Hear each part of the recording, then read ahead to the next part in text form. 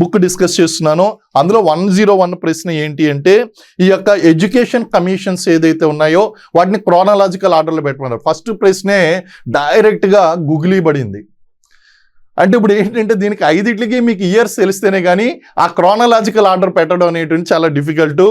అయితే సరే అండి, ఈ national commission for the higher education research అనేటువంటిది 2011లో ఇది 2011లో దీన్ని ప్రారంభించడం జరిగింది. 2011లో ప్రారంభించారు.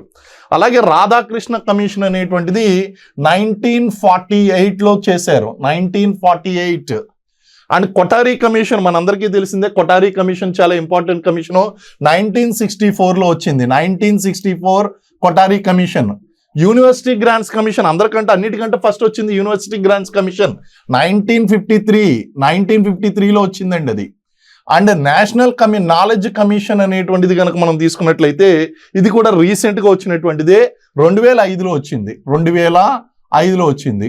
ఇప్పుడు క్రోనాలజికల్ ఆర్డర్లో పెట్టాలి అంటే ఫాలోయింగ్ కమిషన్స్ క్రోనాలజికల్ ఆర్డర్ అనగానే మనం ఫస్ట్ వచ్చింది అంటే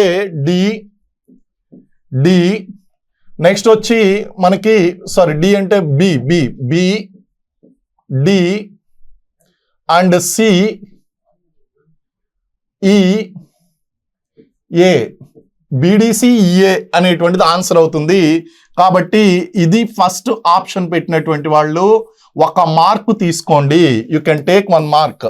కౌంట్ చేసుకోవచ్చు. ఎవరైతే BDCEA అనేటువంటి ఆప్షన్ పెట్టారో వీళ్ళు 1 మార్క్ తీసుకోవచ్చండి.